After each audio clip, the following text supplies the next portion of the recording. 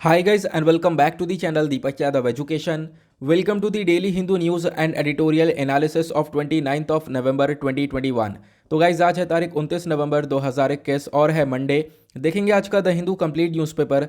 The Hindu complete newspaper को analyse करेंगे, but lecture में आगे बढ़ने से पहले अगर आप लोगों को ये कंप्लीट न्यूज़पेपर का पीडीएफ चाहिए तो क्या करना है, सबसे पहले डाउनलोड करना है टेलीग्राम और फिर जाकर सर्च बॉक्स में टाइप करना है दीपक यादव एजुकेशन।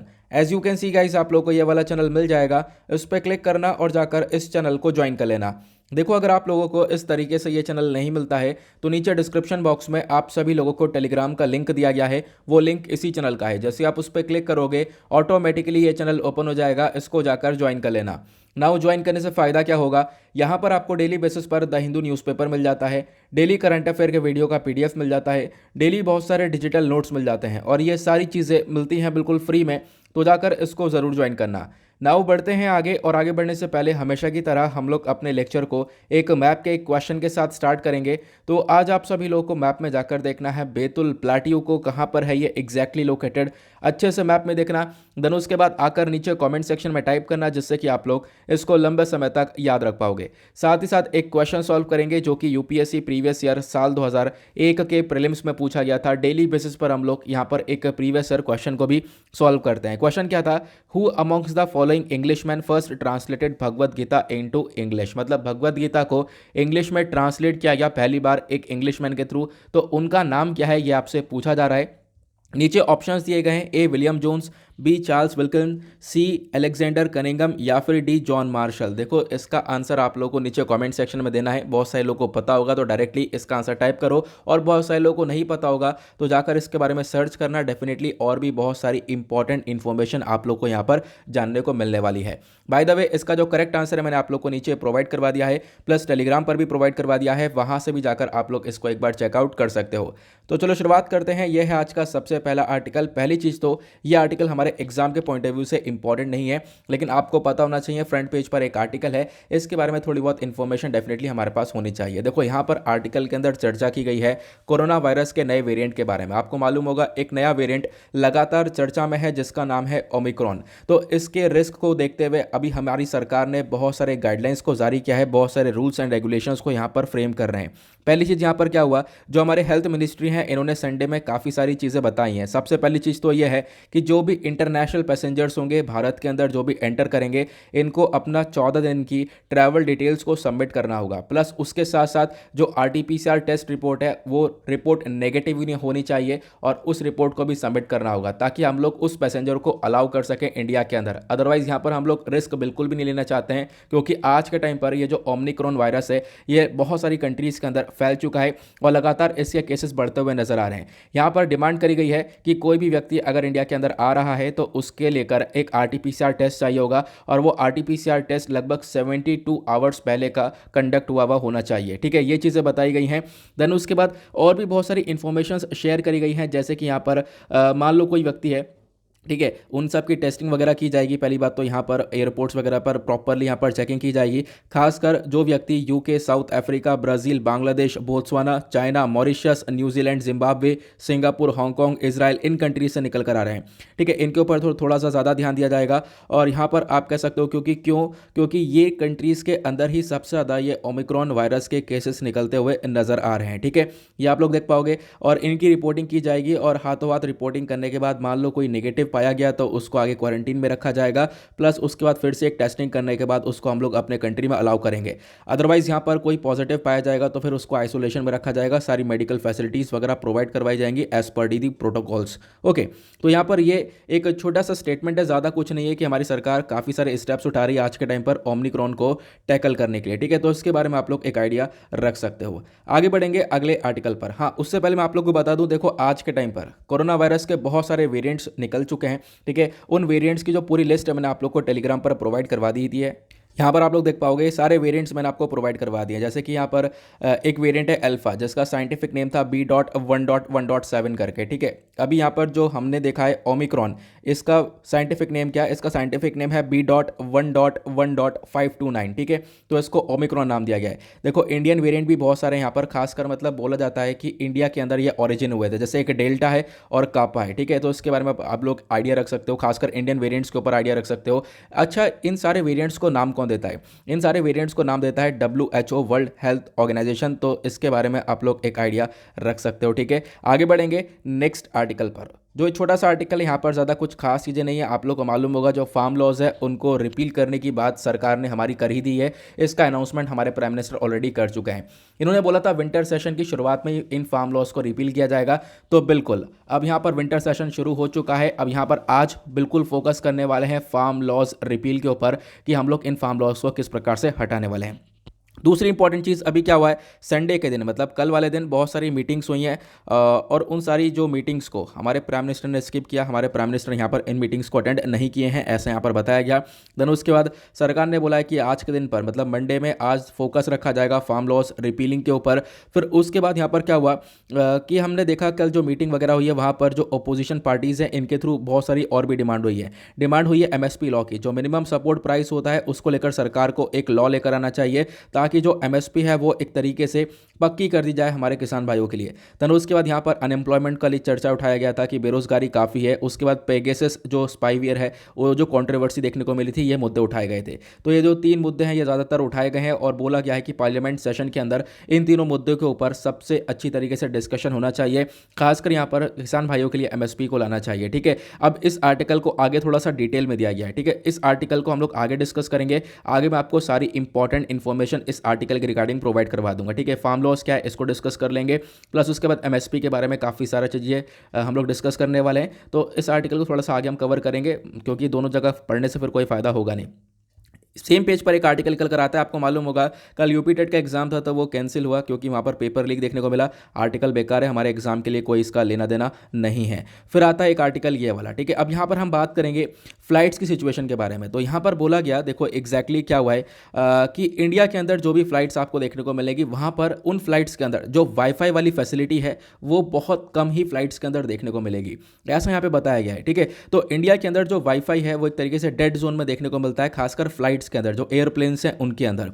लगभग हमने जो वाईफाई की फैसिलिटी है इसको 3 साल पहले ही लॉन्च कर दिया था, लेकिन फिर भी आज के टाइम तक इंडिया यहाँ पर इस प्रॉब्लम से जूझ रहा है कि हम लोग एयरलाइंस के अंदर वाईफाई की फैसिलिटीज़ को नहीं प्रोवाइड करवा पाए हैं, ऐसा यहाँ पे बताया गया, ठीक है। खासकर जो डोमेस्टिक एयरलाइंस होती हैं जो हमारे कंट्री के अंदर यहाँ पर एयरलाइंस चल रही हैं, ठीक है, इनके अंदर तो काफ़ी हद तक स्लो प्रोसेस ये देखने को मिलेगा। हालांकि एक आध एयरलाइंस जैसे कि विस्तारा हो गया, इन एयरलाइंस ने अच्छे से चीज़ों को इंप्लीमेंट किया है और ये एयरलाइंस भी मेन फोकस ये कर रही है कि जो नए नए एयरप्लेन्स बन रहे हैं उन्हीं के अंदर इस जो स्पेशल एंटीना होता है इसको लगाया जा रहा है, ठीक है। अदरवाइज यहाँ पर जो वाईफाई की फैसिलिटी है ये नहीं मिल पा रही है, खासकर इंडिया के अंदर एयरप्लेन्स के अंदर ये यहाँ पर बताया गया है। उसके बाद कुछ इंटरनेशनल फ्लाइट्स वगैरह हैं, उन सभी के अंदर आपको ये जो वाईफाई की फैसिलिटी है ये देखने को मिलेगा। क्यों?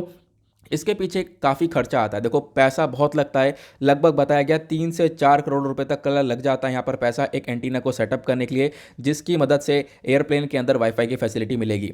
लेकिन क्या है, चलो इतना पैसा भी खर्चा जाए, लेकिन क्या होगा जब टिकट का जो अमाउंट है इसको बढ़ाने की बारी आएगी तो यहाँ पर टिकट का अमाउंट को बढ़ाया नहीं देना चाहिए, मतलब ये लोग हम जो कस्टमर्स हैं वो बढ़ाने नहीं देंगे। इस प्रकार की चीज़ें यहाँ पर देखने को मिल जाती है, ठीक है। तो वो एक सूटेबल चीज़ नहीं देखने को मिलती है। तो इसी वजह से क्या हुआ, आज के टाइम पर हम देख पाएंगे खासकर इंडिया के अंदर जो भी फ्लाइट्स हैं उसमें ज़्यादातर वाईफाई की फैसिलिटीज़ नहीं है, ऐसा यहाँ पर इस आर्टिकल के अंदर बताया गया है। तो इसके बारे में आप लोग ध्यान रख सकते हो। फ्लाइट्स को लेकर काफ़ी सारी चीज़ें जब आएंगी तो मेंस आंसर राइटिंग में 1-2 पॉइंट्स यहाँ पर ऐड कर सकते हो इसको लेकर कि हाँ इन चीज़ों के अंदर एक थोड़ा सा काम करने की ज़रूरत है, ठीक है। तो विस्तारा एयरलाइंस है एक इंडियन मतलब इकलौती इंडियन एयरलाइन है जो कि यहाँ पर लगातार सितंबर से इन सर्विसेज को प्रोवाइड करवा रही है। देखो सारी सर्विसेज मिलती हैं लेकिन यहाँ पर फिर भी फ्लाइट्स के अंदर आपको जब वाईफाई मिलेगा तो आप क्या सब कुछ कर पाओगे? बिल्कुल नहीं। आप वीडियो कॉल्स वगैरह अटेंड नहीं कर सकते हो, वीडियो कॉल्स कंडक्ट नहीं कर सकते हो, क्योंकि इससे क्या होगा दूसरे पैसेंजर्स को काफ़ी हद तक प्रॉब्लम्स क्रिएट हो सकती हैं। उसके बाद नेटफ्लिक्स वगैरह नहीं जा सकते हो इस पर भी। तो ये चीज़ें बताई गई, मतलब कुछ लिमिटेड चीज़ें कर सकते हो इन वाईफाई फैसिलिटीज़ से, तो ये यहाँ पर बताया गया है। तो इसको लेकर थोड़ा सा काम करना होगा जिसकी मदद से हम लोग क्या कर पाएंगे, जो फ्लाइट्स हैं बेसिकली इनकी सिचुएशन के अंदर काफ़ी हद तक सुधार कर पाएंगे। ओके, आई होप आपको ये आर्टिकल भी क्लियर हो चुका है। आगे बढ़ेंगे अगले आर्टिकल के ऊपर। नाउ नेक्स्ट आर्टिकल बहुत इंपॉर्टेंट होने वाला है हमारे एग्जाम के पर्सपेक्टिव से। लगभग 57 नोरो वायरस केस निकल कर आए हैं। अब यहाँ पर इन केसेस को कंफर्म किया गया थ्रेशोल्ड के अंदर। अब देख पाओगे ये जो आर्टिकल है आपसे कहीं नहीं पूछा जाएगा कि कितने केसेस नोरो वायरस के केसेस कहाँ पर निकल गए, ये मतलब कहीं नहीं पूछने वाले। लेकिन डेफिनेटली यहाँ से क्वेश्चन बन सकता है आखिरकार नोरो वायरस क्या है। देखो नोरो वायरस के बारे में हमने पहले डेली करंट अफेयर वाले वीडियो में पढ़ रखा है। बाय द वे एक चीज़ और बता दूं, देखो डेली बेसिस पर इसी चैनल पर डेली करंट अफेयर का वीडियो अपलोड होता है। वो बहुत बहुत इंपॉर्टेंट है और बहुत ज़्यादा टाइम लगाता हूँ उसके अंदर। जितना टाइम मैं द हिंदू न्यूज़पेपर पे लगाता हूँ, वो जब 5 घंटे द हिंदू न्यूज़पेपर एनालिसिस को प्रॉपरली एनालाइज करने के बाद फिर उसके बाद वीडियो रिकॉर्ड करने के बाद अपलोड करने में लग जाता है, उसी प्रकार से मुझे 4 से 5 घंटा डेली करंट अफेयर वाले वीडियो में भी लगता है। वहाँ पर भी मैं पूरी कोशिश करता हूँ, अपना पूरा पोटेंशियल लगाता हूँ चीज़ों को और ज़्यादा बेहतर बनाने के लिए। तो उसको भी ज़रूर फॉलो करना, क्योंकि जितने भी इशूज़, बहुत सारे इशूज़ द हिंदू नहीं कवर करता है। इंडियन एक्सप्रेस के अंदर बहुत जल्दी आ जाते हैं, एक्सप्लेन पेज पर बहुत सारे आर्टिकल्स आते हैं, इंडियन एक्सप्रेस के साथ पीआईबी के बहुत सारे आर्टिकल्स होते हैं, ठीक है, और भी बहुत सारे न्यूज़पेपर्स के बहुत इंपॉर्टेंट आर्टिकल्स होते हैं। वहाँ उनको मैं वहाँ पर डिस्कस करता हूँ उस डेली करंट अफेयर वाले वीडियो में। तो यही डिफरेंस है इन दोनों वीडियोज़ का, ठीक है। तो अगर आप लोग को प्रॉपरली टाइम मिलता है तो प्लीज़ दोनों वीडियो को फॉलो करना, क्योंकि बहुत सारे आर्टिकल्स, बहुत अच्छे अच्छे आर्टिकल्स मैं वहाँ पर डायरेक्टली कवर करता हूँ, ठीक है। तो उनको आप लोग फॉलो कर सकते हो, मतलब चलते चलते भी सुन सकते हो। कोई काम कर रहे हो तो ईयरफोन लगा लो यार, वो वीडियो बस खाली सुन लो। वो काफ़ी हद तक यहाँ पर आपके लिए हेल्पफुल प्रोवाइड होने वाली है, ठीक है। इसी वजह से यहाँ पर थोड़ा सा जोर दे रहा हूँ, क्योंकि यहाँ पर बहुत सारे छोटे छोटे इशूज़ होते हैं जो कि यहाँ पर न्यूज़पेपर के अंदर कभी छूट जाते हैं या फिर कभी कवर नहीं किए जाते हैं। तो मैं सब कुछ वहाँ पर कवर कर देता हूँ। अब यहाँ पर क्या हुआ है, नोरो वायरस केसेस के बारे में चर्चा की गई है। तो देखो यहाँ पर इसको मैं ऑलरेडी आज से लगभग 15 दिन पहले हम लोग अपने डेली करंट अफेयर वाले वीडियो में कवर कर चुके हैं। लेकिन आज यहाँ पे न्यूज़पेपर में देखने को मिला है, हालांकि इससे पहले भी न्यूज़पेपर में देखने को मिला था, वहाँ पे मैंने इसको स्किप किया था। अब बात करेंगे इस केसेस के बारे में कि आखिरकार ये नोरो वायरस क्या है। तो आर्टिकल हमारा प्रीलिम्स के पॉइंट ऑफ व्यू से इंपॉर्टेंट है, प्लस हेल्थ के पर्सपेक्टिव से भी इंपॉर्टेंट है, क्योंकि हेल्थ का टॉपिक हमारे सिलेबस के अंदर है।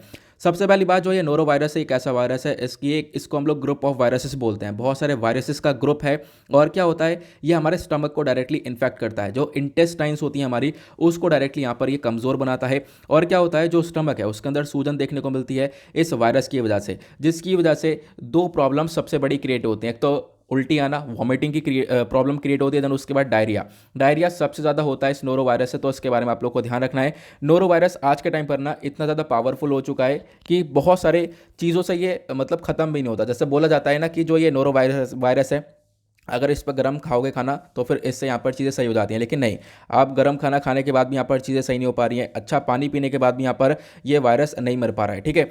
उसके बाद बोला गया कभी कभी तो ऐसा लगता है कि जो जो हैंड सैनिटाइजर्स होते हैं, कॉमन से हैंड सैनिटाइजर्स होते हैं, वो भी यहाँ पर इस वायरस को नहीं मार पा रहे हैं। तो ये वायरस अपने आप में काफ़ी ज़्यादा स्ट्रॉन्गर देखने को मिलता है, प्लस ये ट्रांसमिट भी होता है। सबसे बड़ा खतरा तो यही है कि एक व्यक्ति ट्रांसमिट हो सकता है दूसरे व्यक्ति को कॉन्टैक्ट में आकर, ठीक है। तो सबसे बड़ी प्रॉब्लम यह है कि ये बीमारी फैल सकती है, ऐसा यहाँ पे बताया गया।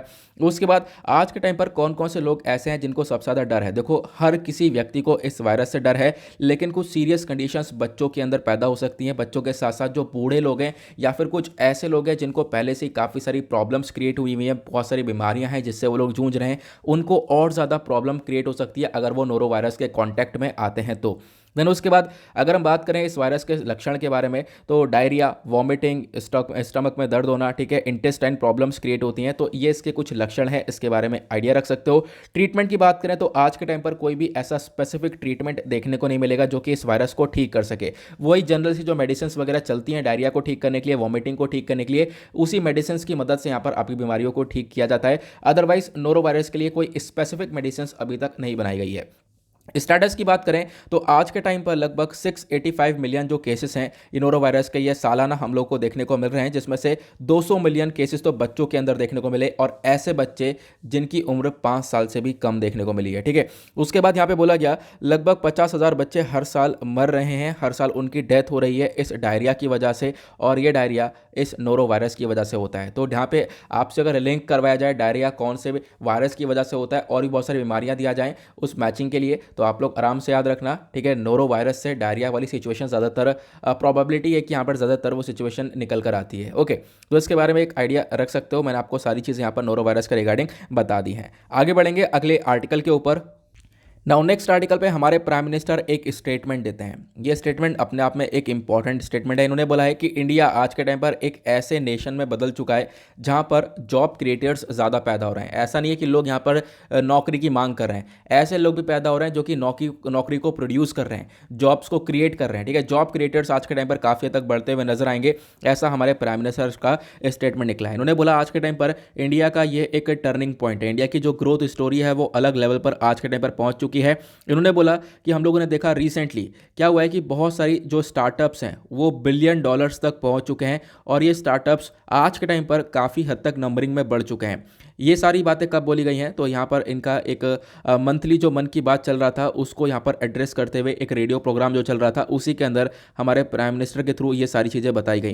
इन्होंने बोला कि देखो यहाँ पर कोरोना वायरस अभी भी नहीं गया है, कोरोना वायरस के ऊपर भी इन्होंने फोकस रखा कि अभी भी नहीं गया है, तो रिस्पॉन्सिबिलिटी है हम सभी नागरिकों की कि हम लोग कुछ प्रिकॉशंस को लें। और आज के टाइम पर बहुत सारी कंट्रीज़ है जहाँ पर कोरोना वायरस के नए नए वेरिएंट्स निकल चुके हैं, तो खतरा है आज के टाइम पर। तो आप लोग को जो पब्लिक है उनके हाथ में यह हम लोग अपने हेल्थ को काफ़ी हद तक इंप्रूव कर सकते हैं by taking some precautions. Then उसके बाद यहाँ पे बोला गया इस पूरे आप कह सकते हो एड्रेस करते हुए इस पूरे प्रोग्राम को हमारे प्राइम मिनिस्टर ने एक चीज़ और बोली कि हम लोग अगर देखें 2015 से 2015 के आसपास हमारे देश के पास लगभग 9 या 10 यूनिकॉर्न्स थे। यूनिकॉर्न्स मतलब यहाँ पर एक ऐसे स्टार्टअप जिसकी वैल्यू लगभग बिलियन डॉलर्स तक क्रॉस हुई हो। ठीक है, एक ऐसा स्टार्टअप इस बिजनेस हो जिसकी वैल्यू बिलियन डॉलर्स तक क्रॉस हो चुकी हो, तो ऐसे लगभग 9 से 10 यूनिकॉर्न्स थे। लेकिन आज के टाइम पर आप लोग इस चीज़ को सुनकर काफ़ी खुश हो गए कि हम लोगों ने देखा है आज के टाइम पर लगभग 70 यूनिकॉर्न्स हैं। ठीक है, हमारे देश के अंदर ऐसे स्टार्टअप जिनकी जो वैल्यू है वो बिलियन डॉलर से ऊपर आपको देखने को मिलेगी, ऐसे 70 यूनिकॉर्न्स देखने को मिलेंगे।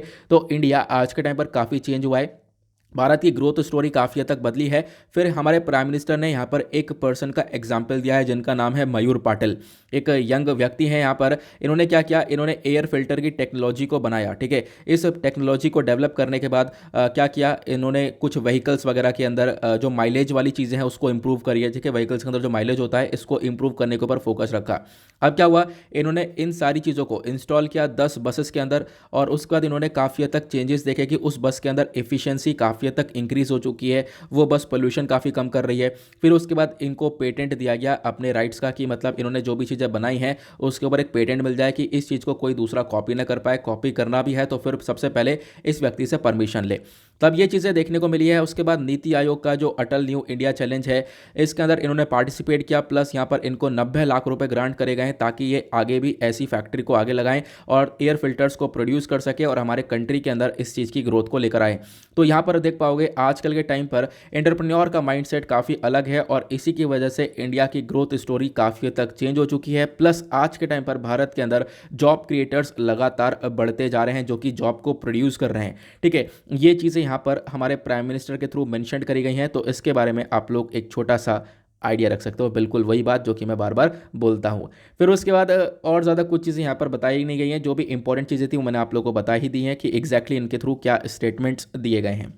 उसके बाद अभी आपको मालूम होगा 6 दिसंबर आने वाला है। 6 दिसंबर को हम लोग बाबा साहेब जो अंबेडकर जी हैं इनकी डेथ एनिवर्सरी को भी हम लोग सपोर्ट करने वाले हैं, तो उसके बेसिस पर भी आगे वो चर्चा की जाएगी। अभी यहाँ पर कुछ ऐसी खास चीज़ें देखने को नहीं मिलेंगी। आगे बढ़ेंगे। उसके बाद यहाँ पर अभी हमने डिस्कस किया स्टार्टअप्स के बारे में, उसके बराबर वाले आर्टिकल में जो हमारे होम मिनिस्टर हैं ये भी इसी के बारे में चर्चा करते हैं। ये बात करते हैं कॉपरेटिव्स के बारे में।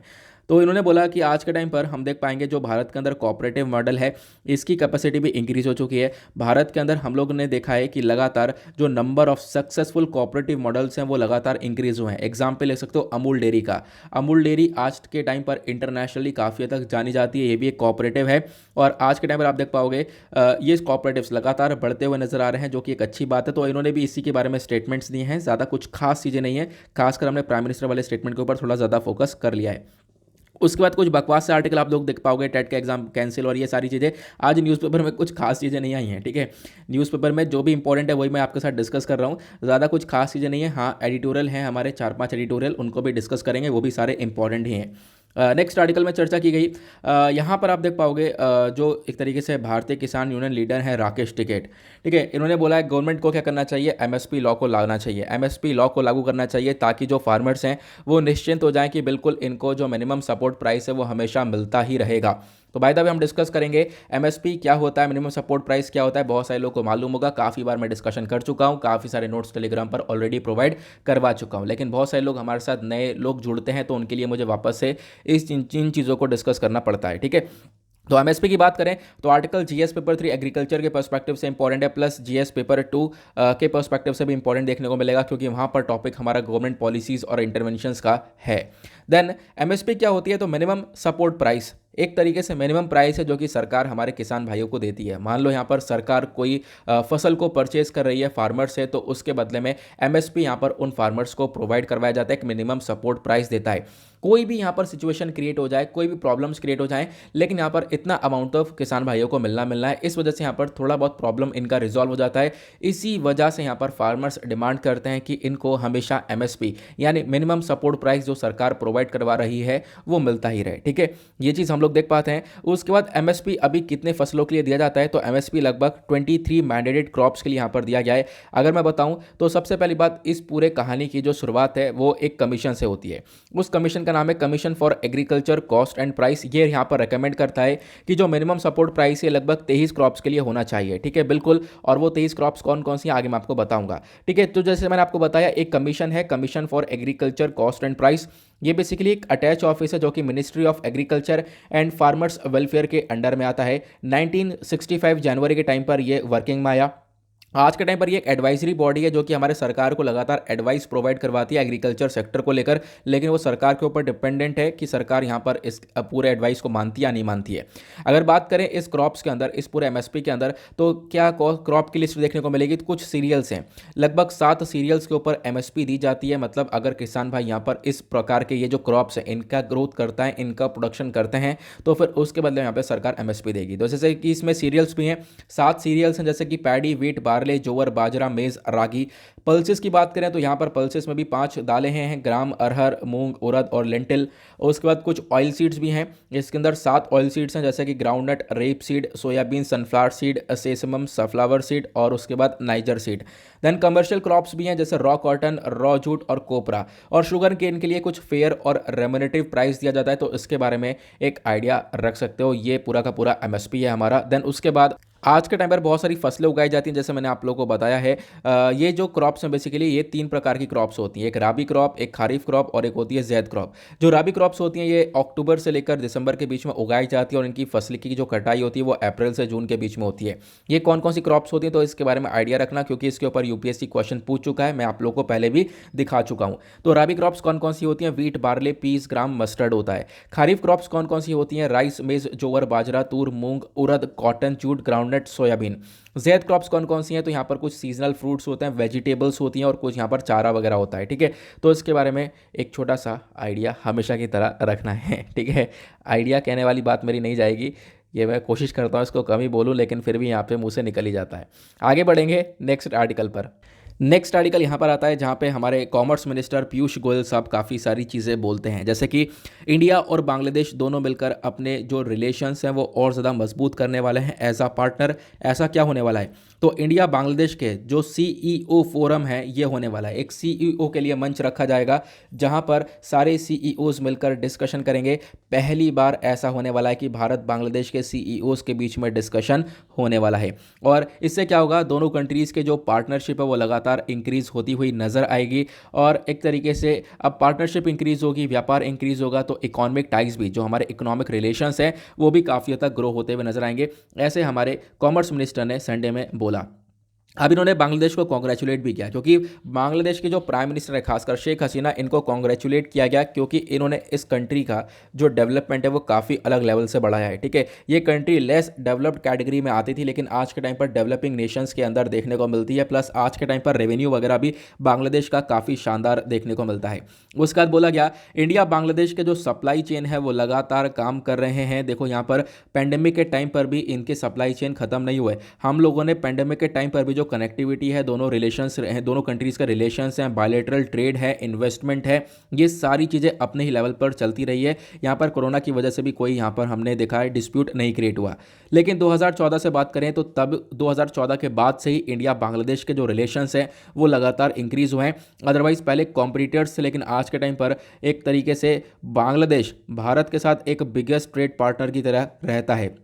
अगर हम बात करें इंडिया का जो बिगेस्ट ट्रेड पार्टनर है साउथ एशिया के अंदर, तो वो बांग्लादेश है। हम लोग लगभग 10 बिलियन कह रहा हूँ, $10 बिलियन तक का हम लोग ट्रेड करते हैं। उसका बोला गया आने वाले टाइम पर हम लोग सेपा एग्रीमेंट के ऊपर भी फोकस करने वाले हैं। अब सेपा एग्रीमेंट क्या होता है? ये होता है कॉम्प्रहेंसिव इकोनॉमिक पार्टनरशिप एग्रीमेंट। यहाँ पर क्या होगा, अगेन क्या होगा, ट्रेड को लेकर, व्यापार को लेकर चर्चा की जाएगी। प्लस उसके बाद बताया गया भारत ने बांग्लादेश को सपोर्ट भी काफ़ी करा है। हम लोगों ने वैक्सीन वगैरह प्रोवाइड करवाई हैं, बहुत ज़्यादा काफ़ी मात्रा में वैक्सीन प्रोवाइड करवाई, प्लस उसके बाद काफ़ी कुछ पैसा भी प्रोवाइड किया है हम लोगों ने बांग्लादेश को। तो इन्हीं सब चीज़ों को देख करते हुए हम लोग यहाँ पर कोशिश कर रहे हैं कि पहली मीटिंग रखी जाए इंडिया बांग्लादेश के सीईओज के बीच में, ताकि जो इन्वेस्टमेंट है दोनों कंट्रीज़ के बीच में वो और ज़्यादा बढ़ाया जा सके। क्योंकि आज के टाइम पर आप देख पाओगे तो कंपनीज़ के मामले में भी दोनों कंट्रीज़ का जो रिलेशन है वो काफ़ी अच्छा है। लगभग 350 भारतीय कंपनी हैं जो कि आज के टाइम पर रजिस्टर कर चुकी हैं बांग्लादेश के अंदर। ये भी इसके अंदर बताया गया, जैसा आप लोग यहाँ पर देख रहे होंगे, लाइन टू लाइन में सारी चीज़ें आप लोग को बताता हुआ चल रहा हूँ। उसके बाद इंडिया भी आज के टाइम पर एक डेवलपिंग नेशंस आपको देखने को मिलेगा, ठीक है। तो इसी दौरान क्या है, जो हमारे प्राइम मिनिस्टर हैं मोदी जी, इन्होंने यहाँ पर इनविटेशन दिया है 50 यंग एंटरप्रेन्योर्स को बांग्लादेश से, जो कि आएंगे भारत के अंदर और अपने टाइज को लेकर चर्चा करेंगे, इन्वेस्टमेंट को लेकर चर्चा करेंगे, और इससे क्या होगा, दोनों कंट्रीज का रिलेशन इंक्रीज होगा। उसके बाद दोनों कंट्रीज मिलकर आज के टाइम पर फोकस कर रही हैं किस किस चीज़ को लेकर, अपने बायलैटरल इकोनॉमिक टाइज को, प्लस टेक्नोलॉजी, कनेक्टिविटी, एंटरप्रेन्योरशिप, उसके बाद हेल्थ, टूरिज्म, इनको लेकर काफ़ी हद तक आज के टाइम पर पार्टनरशिप दोनों कंट्रीज़ के बीच में देखने को मिलेगी। दोनों कंट्रीज़ मिलकर सेलिब्रेट करेंगी 6 दिसंबर को मैत्री दिवस, ठीक है। मैत्री दिवस 6 दिसंबर को मनाया जाता है। क्या होगा, हम लोग यहाँ पर बांग्लादेश के इंडिपेंडेंस को जो पूरे 50 साल हो चुके हैं इसको भी सेलिब्रेट करेंगे, प्लस यहाँ पर दोनों कंट्रीज़ की जो फ्रेंडशिप है उसको भी सेलिब्रेट करने वाले हैं 6 दिसंबर को। ओके, आई होप आपको ये क्लियर हो चुका है। आगे बढ़ेंगे अगले आर्टिकल की तरफ। नेक्स्ट आर्टिकल में चर्चा की गई है, एनजीटी ने यहाँ पर चार्ज कर दिया है 2 करोड़ रुपए का फाइन, किसके ऊपर, जेएसपीएल के ऊपर। यह है Jindal steel and power limited, इन्होंने करा है पोल्यूशन, इसकी वजह से यहाँ पर इसके ऊपर पैसा चार्ज किया गया। अब देखो ये आर्टिकल आपसे कहीं नहीं पूछा जाएगा, लेकिन यहाँ पर इस आर्टिकल को मैं क्यों डिस्कस कर रहा हूँ, क्योंकि जो नेशनल ग्रीन ट्रिब्यूनल है, एनजीटी, अपने आप में एक बहुत इंपॉर्टेंट बॉडी है। प्लस इसको डिस्कस हमने पता है कब किया था, लगभग हमने 8 या 9 अक्टूबर को डिस्कस किया था, क्योंकि उसी दिन का ये डेटा निकल कर आ रहा है जब मैंने इसको सर्च किया, तो ठीक है। तो नेशनल ग्रीन ट्रिब्यूनल को पढ़े हुए लगभग यहाँ पर काफ़ी समय हो चुका है, तो इसको आज हम डिस्कस करने वाले हैं कि आखिरकार क्या है। क्योंकि देखो हमारे सिलेबस के अंदर काफ़ी सारे टॉपिक हैं, उसके अंदर एक टॉपिक है ट्रिब्यूनल, तो ट्रिब्यूनल टॉपिक इंपॉर्टेंट है, और जो ये एनजीटी है ये भी अपने आप में एक ट्रिब्यूनल है। तो आपको सारे ट्रिब्यूनल, स्टैट्यूटरी बॉडीज़, ये सारी चीज़ें कवर करनी होती हैं, बहुत इंपॉर्टेंट है। प्लस एनजीटी को लेकर पूरा का पूरा चैप्टर आपको देखने को मिलेगा हमारे पॉलिटी लक्ष्मीकांत के अंदर, तो अपने आप में इंपॉर्टेंट टॉपिक है ये। नेशनल ग्रीन ट्रिब्यूनल एक स्पेशलाइज्ड बॉडी है जिसको बनाया गया था नेशनल ग्रीन ट्रिब्यूनल एक्ट 2010 के थ्रू, जिसका मेन काम था हम लोग एनवायरमेंटल पोल्यूशन को रोक सकें, ठीक है, और अपने जो जंगल वगैरह हैं इनको बचाएं, दूसरे नेचुरल रिसोर्सेज को प्रोटेक्ट कर सकें। मेन मकसद ये था पोल्यूशन को हम लोग कम से कम कर सकें। उसके बाद क्या हुआ, जैसे हम लोगों ने एनजीटी को बनाया, उसी के साथ भारत दुनिया भर में तीसरी कंट्री बन चुका था जिसने एनवायरमेंट को लेकर कुछ इस प्रकार की बॉडी बनाई थी। उससे पहले न्यूजीलैंड और ऑस्ट्रेलिया ने यहाँ पर इस प्रकार का स्टेप उठाया था। उसके बाद बात करते हैं एनजीटी के अंदर, तो लगभग यहाँ पर इसके 5 अलग अलग ऑफिसेस देखने को मिलेंगे, भोपाल, पुणे, कोलकाता, चेन्नई के अंदर। उसके बाद मेन जो इसका हेडक्वार्टर है वो दिल्ली के अंदर है। और इसका स्ट्रक्चर क्या होता है, तो एनजीटी के अंदर देखो बहुत सारे एक तरीके से लोग होते हैं। सबसे पहली बात, यहाँ पर एक चेयरपर्सन होता है और बहुत सारे जुडिशियल मेंबर्स होते हैं, एक्सपर्ट मेंबर्स भी होते हैं, लेकिन चेयरपर्सन बहुत इंपॉर्टेंट है, तो इसके बारे में आपको ध्यान रखना है। ये सारे मेंबर्स 5 साल तक यहाँ पर सर्व करते हैं। और जो चेयरपर्सन होता है एनजीटी का, इसको कौन अपॉइंट करता है, तो इसको अपॉइंट करते हैं हमारे चीफ जस्टिस ऑफ इंडिया। वो बातचीत करते हैं हमारे केंद्र सरकार से, देन उसके बाद यहाँ पर अपॉइंट किया जाता है। और इन सब चीज़ों के लिए एक सिलेक्शन कमेटी को बनाया जाता है, और वो सिलेक्शन कमेटी की मदद से हम लोग बाकी सारे जुडिशियल मेंबर्स और एक्सपर्ट मेंबर्स को यहां पर अपॉइंट करते हैं। तो इसके बारे में भी एक छोटा सा आइडिया होना चाहिए। पावर्स एंड ज्यूरिसडिक्शन, तो बिल्कुल सॉरी, उससे पहले यहां पर क्या है, इन जुडिशियल मेंबर्स का लगभग आप कह सकते हो यहां पर 10 से मैक्सिमम 20 तक यहां पर फुल टाइम जुडिशियल मेंबर्स होते हैं, इससे ज़्यादा मेंबर नहीं होते हैं। प्लस पावर्स ज्यूरिसडिक्शन की बात करें तो बिल्कुल जो एनवायरमेंट रिलेटेड यहां पर इशूज़ होते हैं उनको यहां पर एनजीटी टैकल करता है, वही जैसे मैंने आप लोगों को बता दिया था। नेक्स्ट आर्टिकल बात करता है visa complaints to US government on India's. मतलब कि क्या है, देखो आज के टाइम पर भारत जो है अपने डोमेस्टिक फाइनेंशियल सिस्टम को सपोर्ट कर रहा है। देखो भारत के अंदर रुपए चलता है, आपको मालूम होगा रुपए के कार्ड आते हैं ना, एक रुपए कार्ड होता है, एक वीज़ा होता है। तो वीज़ा यहाँ पर आप देख पाओगे एक तरीके से वीज़ा इंक, इसने यहाँ पर कंप्लेंट करी है यूएस की सरकार से कि इंडिया आज के टाइम पर अपने खुद का डोमेस्टिक पेमेंट्स को आज के टाइम पर ज़्यादातर प्रमोट कर रहा है। ठीक है, जो बाहर की एक तरीके से फॉरेन कंपनीज हैं, जैसे कि ये आप देख पाओगे जो वीज़ा है बेसिकली ये फॉरेन फाइनेंशियल पेमेंट सिस्टम देखने को मिलेगा। जो ये फॉरेन पेमेंट सिस्टम है इसको भारत आज के टाइम पर प्रमोट नहीं कर पा रहा है, और आज के टाइम पर भारत यहाँ पर रुपए को प्रमोट कर रहा है ज़्यादातर। तो इसी वजह से यहाँ पर एक तरीके से वीज़ा ने कंप्लेंट जारी करी यूएस गवर्नमेंट के पास कि देखो भारत आज के टाइम पर अपने खुद के पेमेंट सिस्टम को आगे बढ़ाने की कोशिश कर रहा है। तो ये यहाँ पर बताया गया। ठीक है, तो आर्टिकल में कुछ नहीं है, बस एक आइडिया रख सकते हो, क्योंकि होगा क्या, इस आर्टिकल को कभी भी एडिटोरियल पर छेपा जा सकता है। तो क्योंकि होता क्या है, यही छोटे छोटे आर्टिकल्स ही एडिटोरियल में कन्वर्ट किए जाते हैं। तो इसी वजह से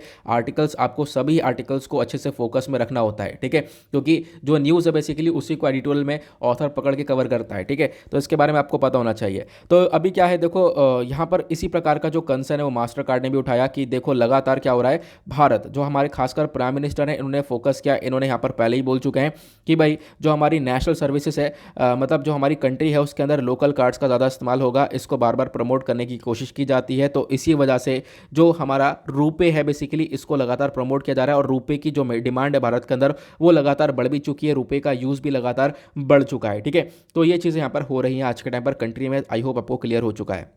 आगे बढ़ेंगे नेक्स्ट आर्टिकल के ऊपर। बाकी सारे आर्टिकल्स के ऊपर वैक्सीन के बारे में चर्चा की जा रही है, कोरोना वायरस के बारे में चर्चा की जा रही है, नोरो वायरस के बारे में चर्चा की जा रही है। तो वो सारे आर्टिकल आप लोग काफ़ी बार पढ़ चुके हो, अब ज़्यादा उसमें डिटेल में नहीं जाना है। ठीक है, डायरेक्टली आएंगे उसके बाद पेज नंबर 11 के ऊपर, दैट इज़ वर्ल्ड सेक्शन।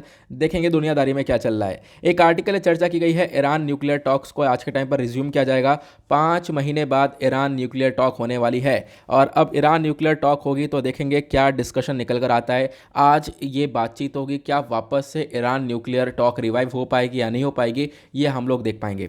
तो ईरान न्यूक्लियर डील आखिरकार क्या है, मैं आप लोगों को बता देता हूं। देखो एक डील हुई थी साल 2015 के अंदर, और ये जो डील है इसकी मदद से क्या हुआ, काफ़ी कुछ यहाँ पर आगे डेवलपमेंट हुआ। लेकिन एक समय आया जो डील खराब हुई। मैं आपको सारी चीज़ें पॉइंट टू पॉइंट बताता हूँ। सबसे पहली चीज़ देखो, ईरान न्यूक्लियर डील, इसको हम लोग क्या बोलते हैं, JCPOA भी बोलते हैं। ठीक है, तो आप लोग को ध्यान रखना है, ज्वाइंट कॉम्प्रेहेंसिव पार्टनरशिप यहाँ पर बोली जाती है इसको। तो इसके बारे में मतलब ज्वाइंट पार्टनरशिप बोल रहा हूँ, कॉम्प्रेहेंसिव प्लान ऑफ एक्शन भी बोला जाता है। ठीक है, तो एक एक चीज़ करके नोट डाउन करते हुए चलना। 2015 के अंदर ये ईरान न्यूक्लियर डील होती है। ये डील क्यों होती है, क्योंकि ईरान के अंदर देखो यूरेनियम की मात्रा काफ़ी ज़्यादा है। ठीक है, यूरेनियम बहुत ज़्यादा मात्रा में पाया जाता है। अब क्या होता है, जो हम न्यूक्लियर बॉम्ब्स बनाते हैं उसके अंदर भी यूरेनियम का ज़रूरत पड़ता है। लेकिन क्या होता है, वो हम लोग को यूरेनियम एनरिचमेंट की ज़रूरत पड़ती है। जब हम लोग न्यूक्लियर बॉम्ब्स बनाते हैं तो उसके लिए क्या होना पड़ता है, यूरेनियम का एनरिचमेंट करना होता है। यूरेनियम का एनरिचमेंट करने के बाद हम लोग ज़्यादा जो यूरेनियम है जो न्यूक्लियर बॉम्ब्स के लिए है फिर वो हम लोग बना पाएंगे। तो क्या है, ईरान के अंदर यूरेनियम ऑलरेडी पाया जाता है। तो ईरान ने क्या करना चालू कर दिया था 2015 के आसपास, ईरान ना अपना यूरेनियम एनरिचमेंट कर रहा था लगातार, न्यूक्लियर वेपन्स की तरफ काफ़ी तेजी से काम कर रहा था। और आपको मालूम है न्यूक्लियर वेपन्स अपने आप में कितने ज़्यादा डेंजरस होते हैं। देन उसके बाद क्या हुआ, 2015 के अंदर जब ये सारी चीज़ें कंट्रीज़ देख रही थी तो यहाँ पर यूएसए ने एक मुद्दा उठाया। यूएसए ने बोला देखो यहाँ पर ऐसा क्यों ना हो जाए, क्योंकि देखो उस समय क्या था, ईरान के ऊपर तब भी सैंक्शंस थे, बहुत सारे सैंक्शंस लगे हुए थे तब भी। तो ये सारी चीज़ें देखते हुए यूएसए ने एक डील रखी। इन्होंने बोला ईरान से क्यों ना एक डील कर ली जाए, क्योंकि ईरान को लेकर काफ़ी चिंता बढ़ रही है। तो ईरान से बोला गया कि आप एक काम करो कि आप लोग जो यूरेनियम है उसका एनरिचमेंट अपने कंट्री के अंदर बिल्कुल भी नहीं करोगे। ठीक है, यूरेनियम एनरिचमेंट नहीं करोगे। ठीक है, जहां पर आप कह सकते हो कि क्या हुआ, ये डील सेट भी हुई। इन्होंने बोला यूरेनियम एनरिचमेंट मत करो, और जो तुम्हारे ऊपर हमने सैंक्शंस लगा रखे हैं वो सारे सैंक्शंस हटा दिए जाएंगे। ईरान राजी हो गया। इन्होंने बोला ठीक है चलो क्या बात है, हमारे ऊपर से सैंक्शन हट रहे हैं, हमारा व्यापार वगैरह चलेगा, कंट्री सही चलेगी, क्या दिक्कत है, हम लोग यहाँ पर रोक देते हैं यूरेनियम एनरिचमेंट। रोक दिया इन्होंने यूरेनियम एनरिचमेंट। फिर उसके बाद क्या हुआ, चीज़ें अच्छे से चल रही थी। लेकिन उसके बाद क्या होता है, 2018 के आसपास यहाँ पर डोनाल्ड ट्रंप की सरकार आती है, डोनाल्ड ट्रंप यूएस प्रेसिडेंट बनते हैं। ये जैसे प्रेसिडेंट बनते हैं तुरंत अमेरिका को इस डील से बाहर निकाल देते हैं। अमेरिका इस डील से बाहर निकल जाता है तो क्या होता है, देखो ये जो डील होती है बेसिकली P5+1 कंट्रीज़ के बीच में होती है। P5+1 कंट्रीज़ का मतलब क्या है, परमानेंट 5 कंट्रीज़। मैं आपको बताता हूँ, इसमें ईरान हो गया एक तरफ से और दूसरी तरफ P5+ कंट्रीज़ हैं। ठीक है, P5+1 के अंदर है France, Germany, Russia, UK, US और एक तरीके से चाइना, ठीक है। ये कंट्रीज़ आप देख पाओगे और एक यूरोपियन यूनियन। तो ये कंट्रीज़ है जिनके बीच में यहाँ पर डील हुई थी। इन कंट्रीज़ ने मिलकर ईरान के साथ ये डील करी, लेकिन यूएसए यहाँ पर निकल चुका। जब डोनाल्ड ट्रंप आए, इन्होंने बोला नहीं, हम लोग यहाँ पर कोई डील वगैरह नहीं रखेंगे, और ईरान के ऊपर वापस से सारे सैंक्शंस लगा दिए गए। तो तभी से कहानी बिल्कुल ख़राब है। फिर उसके बाद क्या हुआ, डोनाल्ड ट्रंप का भी शासन पूरी तरह से ख़त्म हुआ। अब यहाँ पर आ चुके हैं जो बाइडन। अब क्या है, जो बाइडन वापस से चाह ये रहे हैं कि ईरान न्यूक्लियर डील होनी चाहिए, ईरान न्यूक्लियर को लेकर बातचीत होनी चाहिए। तो इसको टॉक को लेकर लगातार चर्चा हो रही है, और इनफैक्ट लगातार इससे 5 महीने पहले हम लोगों ने इस मुद्दे को काफ़ी उठाया था। अब प्रॉपरली इसके बारे में डिस्कशन किया जाएगा कि हम लोग किस प्रकार से इस डील को रिवाइव कर सकते हैं। तो ये बातचीत यहाँ पर होती हुई नजर आएगी। आई होप आपको क्लियर हो चुका है कि एग्जैक्टली यहाँ पर क्या हुआ है। अब यहाँ पे टाइम पीरियड वगैरह दे रखा है, कितने बजे क्या क्या बातचीत होने वाली है, तो वो सब बेकार है। जो भी इंपॉर्टेंट बातें थी वो मैंने आप लोग को ऑलरेडी बता दी हैं। नेक्स्ट आर्टिकल में बात करते हैं, तो लगभग 27 जो चाइनीज़ जेट्स हैं, ठीक है, उन्होंने क्या करा, ताइवान में एंटर कर चुके हैं। देखो, चाइना और ताइवान, इन दोनों के रिलेशन अपने आप में काफ़ी हद तक ख़राब देखने को मिलेंगे। बार बार यहाँ पर चाइना यही काम कर रहा है कि ताइवान के अंदर घुसने की कोशिश कर रहा है। चाइना ये बोलता है ताइवान मेरा पार्ट है, ताइवान बोलता है नहीं, हम लोग किसी के पार्ट नहीं, हम लोग एक सॉवरन कंट्री हैं, ठीक है। ये प्रॉब्लम देखने को मिलती है। देखो, एक समय था जब ताइवान रियलिटी में यहाँ पर चाइना के पार्ट हुआ करता था, लेकिन यहाँ पर कुछ सिविल वॉर्स वगैरह क्रिएट हुई 1949 के आसपास, तब ताइवान जो है अलग हुआ, और तब से ताइवान अलग ही है। फिर उसका ताइवान को आज के टाइम पर बहुत सारी countries as a country recognise भी करती हैं, लेकिन दूसरी countries as a country recognise नहीं करती हैं। बात करते हैं भारत की, तो भारत यहाँ पर एज अ कंट्री मतलब इसको लेकर भारत हमेशा दूर रहता है, न्यूट्रल पर्सपेक्टिव रहता है। भारत ने यहाँ पर कभी भी यहाँ पर इसका मुद्दा नहीं उठाया, ठीक है। तो इसके बारे में एक आइडिया रखना है। देन उसके बाद बोला कि आज के टाइम पर ताइवान ने लगभग 27 चाइनीज़ एयरक्राफ्ट, सॉरी, ताइवान ने बोला कि लगभग चाइना ने 27 अपने एयरक्राफ्ट हैं वो ताइवान के अंदर, ताइवान के जो एक तरीके से एयर डिफेंस जोन है वहाँ पर डाले हैं। जैसे यहाँ पर इसने भेजा तो ताइवान भी पूरी तरह से रेडी हो चुका है, और ताइवान भी यहाँ पर वार्न करने में लगा हुआ है चाइना को, क्योंकि यहाँ पर देखो चाइना कितनी भी कोशिश कर रहे हैं, ताइवान बोल रहा है नहीं, हम लोग बिल्कुल अलग ही रहेंगे, हम लोग यहाँ पर बिल्कुल भी चाइना को एक तरीके से मतलब कब्जाने नहीं देंगे, ठीक है। ये यहाँ पर बताया गया। और आज के टाइम पर ताइवान को कंट्रीज सपोर्ट भी करती हैं, जैसे कि यूएसए आज के टाइम पर प्रॉपर्ली सपोर्ट करता है, तो इसके बारे में भी यहाँ पर आप लोगों को पता होना चाहिए। आई होप आपको क्लियर हो चुका है। तो क्या इश्यूज़ है मैंने आप लोगों को बता दिया है। देन उसके बाद यहाँ पर आप लोग ताइवान का लोकेशन भी देख सकते हो। तो यहाँ पर आप देख पा रहे होंगे, ये है हमारा महान भारत, और इंडिया के कंपैरिजन में आपको ताइवान यहाँ पर देखने को मिलेगा, ठीक है। उसके बाद क्या है कि इंडिया ताइवान के रिलेशंस भी मैंने आप लोग को नोट्स के फॉर्म में प्रोवाइड करवा दिए हैं। देखो, न्यूज़पेपर पे एक आर्टिकल आया था 10 अक्टूबर के आसपास, ठीक है। तो यहाँ पर मैंने आपको सारे नोट्स प्रोवाइड करवा दिए कि भारत और ताइवान के रिलेशंस आज के टाइम पर क्या है। ये सारे पॉइंट्स वगैरह आप लोग देख सकते हो, ये पिक्चर टेलीग्राम पर आपको मिल जाएगा। नाउ अब चलते हैं आगे। अब यहाँ पर देखो, ये तो हमारे होते हैं कुछ आर्टिकल्स खत्म। उसके बाद आज मंडे है, मंडे में इकोनॉमी के कुछ आर्टिकल्स नहीं आते, मतलब इकोनॉमी के आर्टिकल्स नहीं आते हैं, तो आज बिजनेस सेक्शन नहीं आया। हम डायरेक्टली चलेंगे, हम लोग अपने एडिटोरियल पर देखेंगे इंपॉर्टेंट एडिटोरियल्स को। तो एडिटोरियल में पहले 2 आर्टिकल वही ओमिक्रॉन के बारे में चर्चा कर रहे हैं, ओमिक्रॉन वेरिएंट के बारे में, तो छोड़ो, इनको नहीं पढ़ना है, ठीक है। उसके बाद नेक्स्ट एडिटोरियल बहुत बहुत इंपॉर्टेंट है, इकोनॉमिकली वीकर सेक्शन को लेकर चर्चा कर रहा है। कल भी हमने इसके बारे में डिस्कशन किया था। नेक्स्ट एडिटोरियल यहाँ पर ऑथर लिखते हैं किसके बारे में, COP26 मीटिंग के बारे में, ठीक है। आज के टाइम पर भारत के अंदर देखो बहुत सारी प्रॉब्लम्स है, जिसकी वजह से हम लोग ये जो सारे स्टेप्स हैं उसको हम लोग नहीं उठा पा रहे हैं, ठीक है। मतलब जो भी हम लोगों ने डिस्कशन किया था ग्लासगो के अंदर, वो अच्छे से इंप्लीमेंट नहीं हो पा रहा है। क्यों? क्योंकि बहुत सारी प्रॉब्लम्स आज के टाइम पर भारत के अंदर देखने को मिलती हैं। वो प्रॉब्लम्स क्या है डिस्कस करेंगे। उसके बाद यहाँ पर क्या है, how to win over Kashmiri youth, Kashmiri youth को हम लोग कैसे जीत सकते हैं, ठीक है। आज के टाइम पर कश्मीर के अंदर बहुत सारी प्रॉब्लम्स क्रिएट होती हैं, वो यहाँ पर डिस्कस करा गया है, इसको हम लोग देखेंगे। तमिलनाडु के अंदर एक बहुत अच्छा एजुकेशनल प्रोग्राम है, इसके बारे में चर्चा करेंगे, जिसकी वजह से काफ़ी कुछ इंप्रूव होती हुई नजर आई है।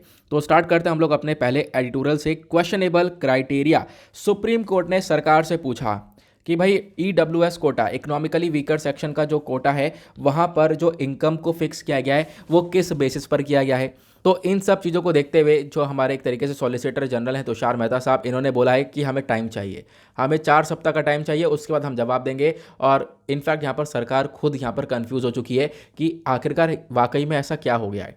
क्योंकि यहाँ पर देखो क्या हुआ है ना, मैं आप लोग को एक एक करके समझाता हूँ। आपको पता मालूम होगा सॉरी यहाँ पे हमारी कंट्री के अंदर जो रिजर्वेशन है वो अलग अलग कैटेगरीज में दिया गया है। शेड्यूल कास्ट के लिए, शेड्यूल ट्राइब्स के लिए, OBC कैटेगरी के लिए, ठीक है। अब ये सारे रिजर्वेशन दिए गए। अब क्या होता है, एक लिमिट होती है रिजर्वेशन की कि 50% तक यहाँ पर रिजर्वेशन है, 50-50% में रिजर्वेशन में इन सबको कवर किया गया। होता क्या है, साल 2019 में एक अमेंडमेंट होता है 103 कॉन्स्टिट्यूशनल अमेंडमेंट एक्ट, 103 यहाँ पर कॉन्स्टिट्यूशनल अमेंडमेंट एक्ट होता है। और इस एक्ट के माध्यम से हम लोग लेकर आते हैं EWS quota, economically weaker section. क्योंकि इकोनॉमिकली वीकर सेक्शन किस लिए, मैं आप लोग को समझाऊंगा। सबसे पहले आप लोग को यहाँ पर एक चीज़ के ऊपर फोकस रखना है। मैंने आप लोग को यहाँ पर बताया कि हमारे पास ये SC ST और OBC का क्राइटेरिया आपको देखने को मिलेगा, लेकिन इसके बाद कौन सी कैटेगरीज बची, इसके बाद बची है जनरल कैटेगरी। ठीक है, ये आप लोग को मालूम होगा। अब क्या है कि देखो जनरल कैटेगरी के अंदर भी बहुत सारे जो अपर कास्ट हैं, ठीक है, इन अपर कास्ट के अंदर बहुत सारे लोग हैं जो कि फाइनेंशियली वीक होते हैं, ठीक है, जिनकी फाइनेंशियल कंडीशन काफ़ी अच्छी नहीं है। अब उनकी प्रॉब्लम्स काफ़ी सारी देखने को मिलती हैं, तो वो लोग काफ़ी हद तक पीछे रह जाते हैं। तो उनके लिए लाया गया था इकोनॉमिकली वीकर सेक्शन। ठीक है, तो आपको ध्यान रखना है EWS किसके लिए। तो आज के टाइम में हमारे पास कैसी कैसी कैटेगरीज है, शेड्यूल कास्ट है, शेड्यूल ट्राइब्स है, OBC है। देन उसके बाद जनरल कैटेगरी के अंदर जो बहुत पिछड़े लोग हैं, जो कि फाइनेंशियली बहुत ज़्यादा वीक हैं, उनके लिए इकोनॉमिकली वीकर सेक्शन का कोटा लेकर आया गया था। 10% का कोटा देने की यहाँ पे बातचीत की गई थी, लेकिन बोला यह गया कि जो 10% का कोटा होगा वो उन लोगों को मिलेगा जिनकी सालाना इनकम 8 लाख रुपए होगी। 8 लाख रुपए होगी या 8 लाख से कम होगी, उनको यहाँ पर एक कोटा मिलेगा। तो अपने आप में आप कहोगे 8 लाख रुपए इनकम, मतलब इससे 62-65 हज़ार रुपये महीना, मतलब 62-65 हज़ार रुपये महीना जो कमा रहा होगा उसको ये कोटा मिलेगा। तो ये तो बहुत बड़ी पॉपुलेशन हो गई, क्योंकि आज के टाइम पर 62-65 हज़ार रुपये कमाने वाला व्यक्ति पर मंथ वो एक अच्छी कैटेगरी में आता है। ठीक है, इनफैक्ट कोई एक, अगर आप UPSC के प्रिपरेशन कर रहे हो, अगर आप लोग तो IAS ऑफिसर की भी जो सैलरी वगैरह है वो 50,000 57,000 के आसपास कुछ कुछ कट कुटा के इतनी पड़ जाती है। तो मतलब आप कह सकते हो कि वो भी इकोनॉमिकली वीकर सेक्शन के अंदर आए। तो ऐसा यहाँ पर नहीं होना चाहिए, ये बोला गया। सुप्रीम कोर्ट यहाँ पर बोल रहा है कि किस बेसिस पर आपने ये चीज़ के डिसाइड करी है, किस बेसिस पर आप लोगों ने 8 लाख रुपये का ये एनुअल इनकम रखा है। तो सरकार कुछ कन्फ्यूज़ हो चुकी है। सरकार कुछ यहाँ पर आप कह सकते हो आज के टाइम पर इसके ऊपर ध्यान दे रही है। सरकार ने बोला है कि हमें कुछ टाइम चाहिए, इसके ऊपर हम लोग रिपोर्ट पब्लिश करेंगे आने वाले टाइम पर। आई होप आपको ये क्लियर हो चुका है, जितनी भी इंपॉर्टेंट इन्फॉर्मेशन मैंने आप लोगों को बताई है। यहाँ पर एडिटोरियल के अंदर ये सारी चीज़ें समझाई गई, प्लस उसके बाद एट द लास्ट यहाँ पर ऑथर क्या लिखते हैं कि सुप्रीम कोर्ट बिल्कुल सही है। सुप्रीम कोर्ट ने बिल्कुल सही क्वेश्चन उठाया, क्योंकि यहाँ पर ये क्वेश्चन पूछना चाहिए किस बेसिस पर ये 8 लाख रुपए का क्राइटेरिया डिस्कस किया गया।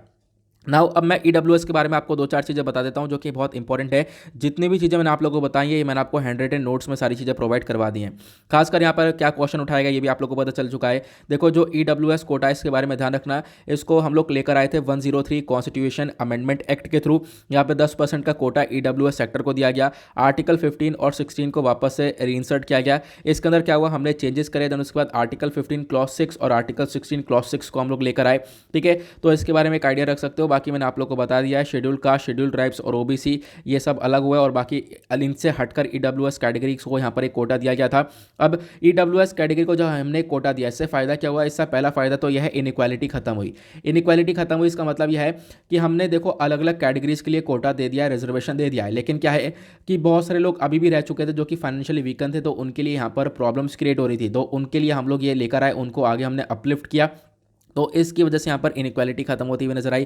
प्लस यहाँ पर जो बहुत सारे इकोनॉमिक बैकवर्ड्स थे उनको पहचान मिल चुकी है, अब वो लोग भी आगे प्रूव कर पाएंगे आगे चीज़ों को। इस वजह से यहाँ पर ये बेनिफिट देखने को मिलता है। तीसरा बेनिफिट क्या है कि यहाँ पर जो कास्ट बेस्ड डिस्क्रिमिनेशन हो रहा था, अपर कास्ट के अंदर बहुत सारे लोग काफ़ी हद तक पीछे हुए हुए थे। ठीक है, तो यहाँ पर क्या है वो चीज़ें भी खत्म होती हुई नजर आएंगी। ये तो कुछ फायदे हुए इसके। कंसर्न्स क्या है, दिक्कत यह है कि डेटा अनअवेलेबल रहा है, मतलब सरकार के पास कोई प्रॉपर डेटा था नहीं। बिना प्रॉपर डेटा के यहाँ पर इन्होंने यहाँ पर EWS कैटेगरी को इंप्लीमेंट किया है। दूसरा यहाँ पर क्या है कि देखो एक लिमिट होती है रिजर्वेशन की, लगभग 50% के आसपास की लिमिट होती है, जो कि टूट चुकी है, जिसको क्रॉस कर चुका है।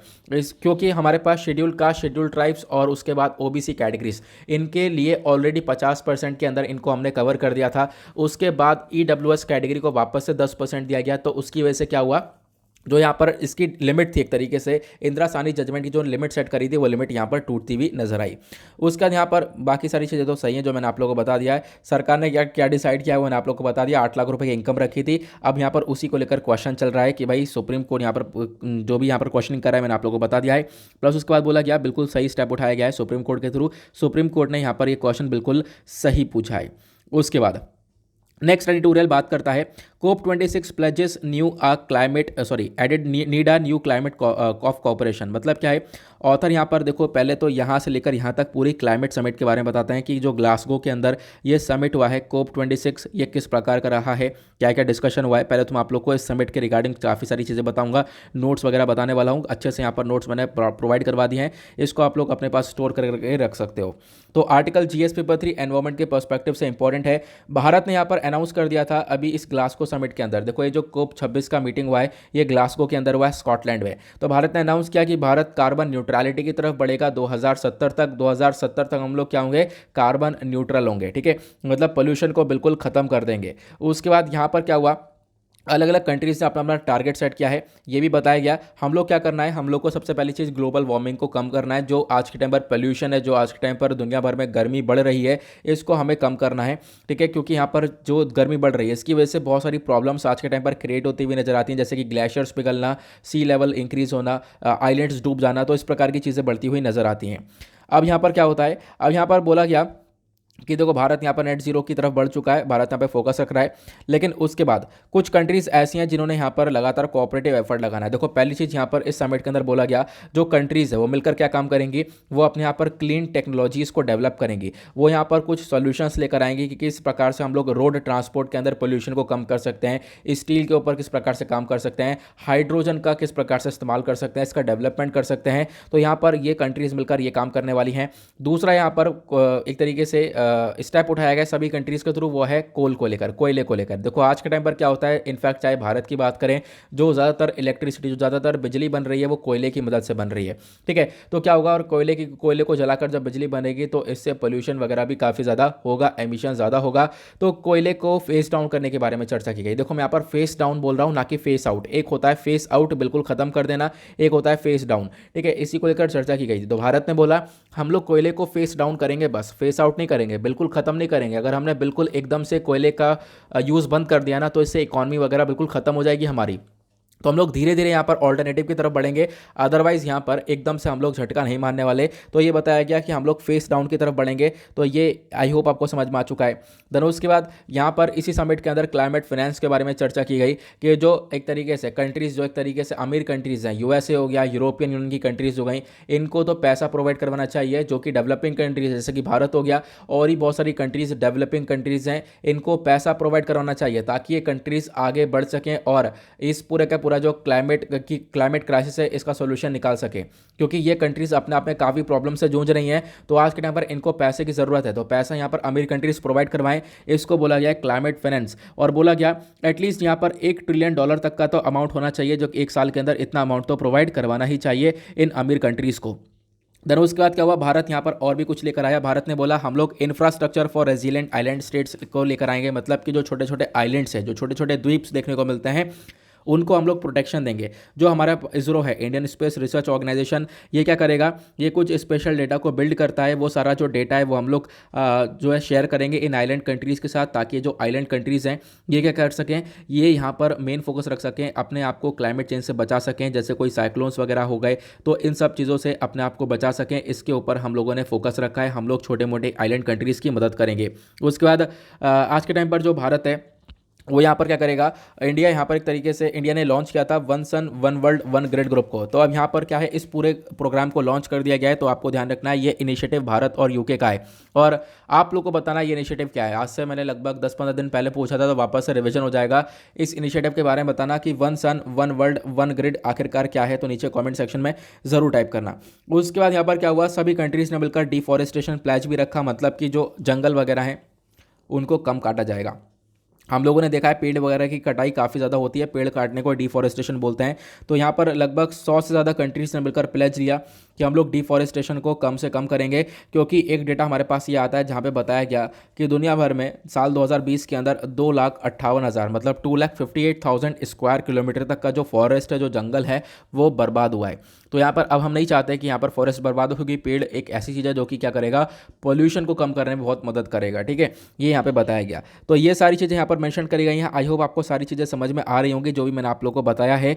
देन उसके बाद क्या हुआ, उसके बाद यहाँ पर क्या हुआ है, बोला इन्होंने कि आज के टाइम पर प्रॉब्लम्स क्या है। देखो प्रॉब्लम ये है, सबसे पहली चीज़ अगर हम भारत की बात करें तो कोविड-19 पेंडेमिक ने काफ़ी बुरा हाल किया है। जो हमारी जीडीपी ग्रोथ वगैरह है वो बिल्कुल बहुत बुरी तरह से सफ़र करी है। तो इस बेसिस पर हम लोग क्या कर पा रहे हैं, आज के टाइम पर रिन्यूएबल एनर्जी के ऊपर सही से फोकस नहीं कर पा रहे हैं, ठीक है। तो ये बोला गया। देन उसके बाद क्या हुआ, हम लोग अपने क्लाइमेट गोल को एक तरीके से अचीव करते करते, बात करें हमारी जो पॉपुलेशन है, जो जनसंख्या है, वो 1.3 बिलियन के आसपास की पॉपुलेशन देखने को मिलेगी। तो यहाँ पर आज के टाइम पर हम लोग एक तरफ तो नोवल कोरोना वायरस है उससे पढ़ रहे हैं, ठीक है, उससे लड़ रहे हैं, पेंडेमिक से आज के टाइम पर लड़ रहे हैं, ठीक है। और दूसरी तरफ हम लोग देख पाएंगे जब प्रॉब्लम्स बढ़ रही हैं तो उसके साथ साथ जो हमारी कंट्री की जीडीपी इकॉनमी वो काफ़ी हद तक अफेक्ट हो रही है। उसके बदले में हम लोगों को क्या चाहिए, उसके बदले में हम लोग को एक फाइनेंशियल सपोर्ट चाहिए, हम लोगों को कुछ ना कुछ पैसा चाहिए, जैसे मैंने आप लोग को बताया था। और इसी चीज़ को देखते हुए हमारे प्राइम मिनिस्टर ने ये डिमांड उठाई थी कि जो यहाँ पर इंडिया जैसी कंट्रीज है, डेवलपिंग कंट्रीज़ हैं, इनको कुछ अमाउंट की ज़रूरत पड़ेगी एनुअली। यहाँ पर लगभग $100 बिलियन तक का जो यहाँ पर अमाउंट है ये प्रोवाइड करवाना चाहिए, ताकि क्या हो, हम लोग क्या कर सकें, इन सब चीज़ों से, इन प्रॉब्लम से बच सकें। ओके, ये बताया गया। देन उसके बाद यहाँ पर देखो, आज के टाइम पर भारत जैसी कंट्री की बात करें तो अपने आप में बहुत सारी प्रॉब्लम्स को फेस कर रहा है, चाहे वो गरीबी की हो, हेल्थ केयर सर्विस हो, ठीक है, एजुकेशन हो, बहुत सारी प्रॉब्लम्स फेस की जा रही हैं, ठीक है। तो यहाँ पर हम लोग पहले इस चीज़ के ऊपर फोकस रखें या फिर पहले हम लोग रिन्यूएबल एनर्जी के ऊपर फोकस रखें? पहले तो हम लोग इन क्राइसिस के ऊपर तो फोकस रखेंगे, जैसे लोगों को खाना प्रोवाइड करवाना, मेडिसिन प्रोवाइड करवाना, ठीक है। पहले हम लोग इन चीज़ों के ऊपर फोकस रखना ज़रूरी है। तो यहाँ पर क्या है, कुछ ये प्रॉब्लम्स क्रिएट होते हैं कि इन कंट्रीज़ के अंदर जो डेवलपिंग कंट्रीज़ है वो पहले से काफ़ी हद तक प्रॉब्लम से जूझ रही हैं, तो यहाँ पर वो अपने आप प्रॉब्लम्स में से लड़ रही हैं, दूसरी प्रॉब्लम से, तो उसकी वजह से हम लोग क्लाइमेट चेंज के ऊपर ज़्यादा फोकस नहीं कर पा रहे हैं। ये इस आर्टिकल के अंदर बताया गया। आगे बढ़ते हैं अगले एडिटोरियल पर। नेक्स्ट एडिटोरियल बात करता है how to win over Kashmiri youth. तो यहाँ पे जो ऑथर है नरेश चंद, यहाँ पर ये लिखते हैं कि जम्मू एंड कश्मीर, मैं सारी चीज़ें यहाँ पर डिस्कस करूँगा, लाइन टू लाइन यहाँ पे चीज़ें कवर करने वाला हूँ। तो जम्मू एंड कश्मीर आज के टाइम पर आप देख पाओगे लगभग यहाँ पर सबसे ज़्यादा बॉइलिंग पॉइंट पे रहता है। जब से देश आज़ाद हुआ है तब से ज़्यादा यहाँ पर क्राइसिस जम्मू एंड कश्मीर के अंदर हम लोग देख पाते हैं। और यहाँ पर रिसेंटली यहाँ पर एक सजेशन दिया गया कि देखो, जो डी रेडिकलाइजेशन कैंप्स है ये लगाए जाने चाहिए, डी रेडिकलाइजेशन कैंप्स लगाने चाहिए। और इससे क्या हो, हम लोग आतंकवाद को, जो वहाँ पे मिलिटेंसी है, इसको ख़त्म करने के ऊपर फोकस रखेंगे। जो हमारे चीफ ऑफ डिफेंस स्टाफ है जनरल बिपिन रावत, इन्होंने बोला है कि देखो यहाँ पर एक पॉजिटिव साइन होगा। इससे क्या होगा, हम लोग जो एक तरीके से जो पीपल हैं कश्मीर के अंदर, वो क्या होंगे, आज के टाइम पर रुकेंगे और वो क्या करेंगे, वो टेररिस्ट को लिंच करेंगे, टेररिस्ट को मार डालेंगे, ठीक है। इस प्रकार की चीज़ों के ऊपर काम करना चाहिए। लोगों को, हम लोग को थोड़ा सा ट्रेन करना चाहिए कि वो जो मिलिटेंसी है उसको ख़त्म करें, जो एक तरीके से आतंकवाद है उससे लड़ें, ठीक है। यहाँ पे बात करते हैं सबसे पहली चीज़, रिलीजन इन स्टेट क्राफ्ट, मतलब रिलीजन को लेकर काफ़ी तक पंगा देखने को मिला है। देखो, आज के टाइम तक ये पंगा देखने को मिलता है। बात करते हैं सबसे पहली चीज़ जो ये यहाँ पर प्रोसेस है, इन सब चीज़ों का, रिलीजियस को लेकर जो पूरा का पूरा प्रोसेस है, इसकी शुरुआत होती है यहाँ पर जनरल मोहम्मद ज़िया उल हक के थ्रू, ठीक है। ये यहाँ पर शुरुआत करते हैं, ये एक डिक्टेटर प्रेसिडेंट होते थे पाकिस्तान के। इन्होंने यहाँ पर इस पूरे रिलीजन को लेकर एक शुरुआत करी थी, रिलीजन कॉन्फ्लिक्ट क्रिएट करते हुए इन्होंने स्ट्रेस किया, इन्होंने यहाँ पर फोकस किया कि जो रिलीजन है वो यहाँ पर पार्ट होना चाहिए स्टेट पॉलिसी का।